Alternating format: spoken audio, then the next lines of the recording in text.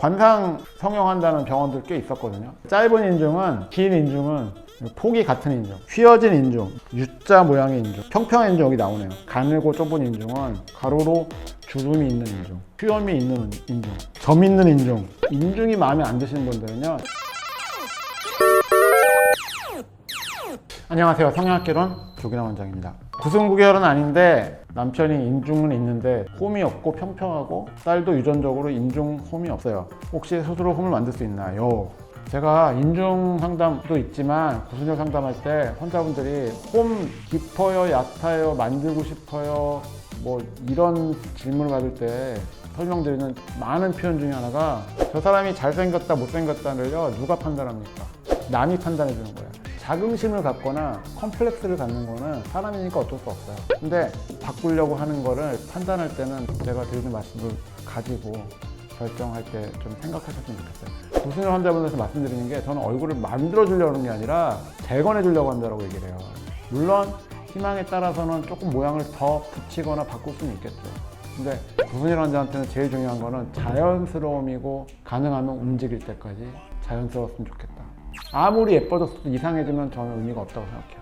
그리고 따님이 인중이 평평해서 그게 걱정이에요. 제가 원해서 그런 건 아닌데 구승구결을 수술하다 보니까 인중 관련, 입 주변 관련 이런 상담이 굉장히 많거든요. 인중이 평평해서 걱정이라고 했는데 인중이 평평한 거는요 못생긴 거랑 안 예쁜 거랑 상관이 없어요. 인중 깊은 사람은 그걸로 또 상담 오세요. 인중 풀어달라고 이거. 근데 거기다 뭘 넣는 게 맞냐? 저는 반대합니다. 이상해서. 그래서 인중을 만들고 싶다라고 하는 거는 일단 바람직하지 않다고요. 예전에 관상 성형한다는 병원들 꽤 있었거든요. 그냥 말 나온 김에 한번 찾아봤는데 재밌으니까 한번 들어보세요. 코 중앙에서 윗입술 사이에 세로로 파인 고를 인중이라고 합니다. 관상에서 인중은 인간의 수명과 자녀의 수를 알 수 있는 부위입니다. 인중은 물도랑으로 비유되어 넓고 깊을수록 운의 흐름이 좋은 관상이라고 할 수 있습니다. 근데 인중은 솔직히 긴 게 수명 길다라고 했던 건 저 어렸을 때 들었던 것 같아요. 문제는 여자분들은 인중 이렇게 깊고 길면은 굉장히 싫어하죠. 짧은 인중은 참을성이 없고 수명이 단명합니다. 감정적이고 눈물이 많고 술과 유흥에 쉽게 중독됩니다. 성격이 무난해 보여도 사람들이 자주 바뀝니다. 그러니까 뭐 제일 큰 거는 참을성이 없고 명이 짧다 이거네요. 두 번째, 긴 인중은 수명이 길고 참을성이 많으며 덕이 많습니다. 감정보다는 이성적인 판단을 중요시 여기며 한번 사귄 사람과는 오랫동안 관계를 유지합니다. 조직이나 단체에서는 든든한 방패 역할을 주로 합니다. 저는 이게 제일 마음에 들어요. 제가 인중이 긴가요? 폭이 같은 인중. 그러니까 쉽게 얘기하면 인중이 약간 이렇게 모양이 이렇게 곡선이 있는데 이런 느낌이겠죠.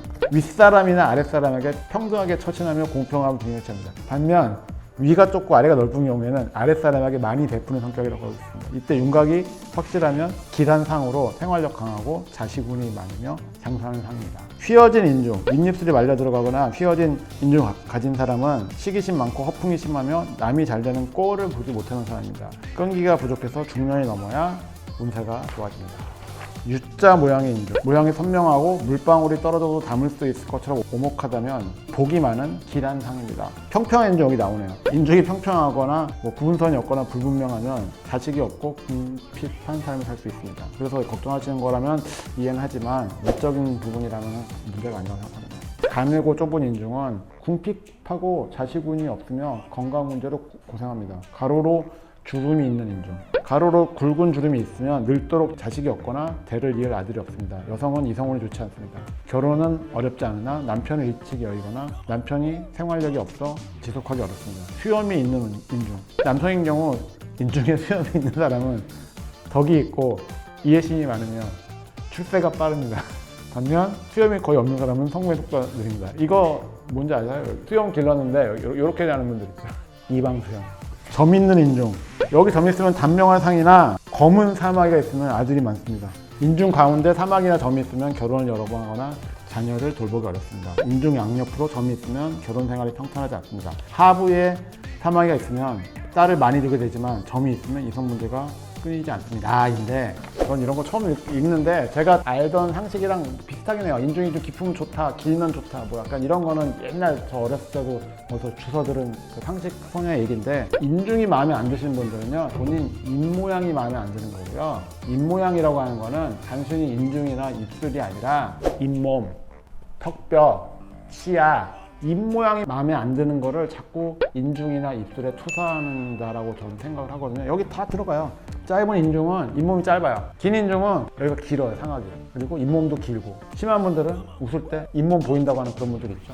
대부분은요, 여기에 관련된 내용이 뭐 점 있고 어쩌고저쩌고 뭐 이런 얘기는 팔자랑 관련이 있을까요? 없단 말이죠. 자, 그래서 남편 얘기를 한 거 보니까 아마 여자분이고 아내분이신 것 같은데 딸도 있으시고 인중이 평평하면 아마 따님은 좋아할 수도 있어요. 깊은 분들이 보통 여자분들 싫어한단 말이에요. 참고하셔서 결정하시는 데 도움됐으면 좋겠어요. 감사합니다. 지금까지 성형학교론 조기환 원장이었습니다.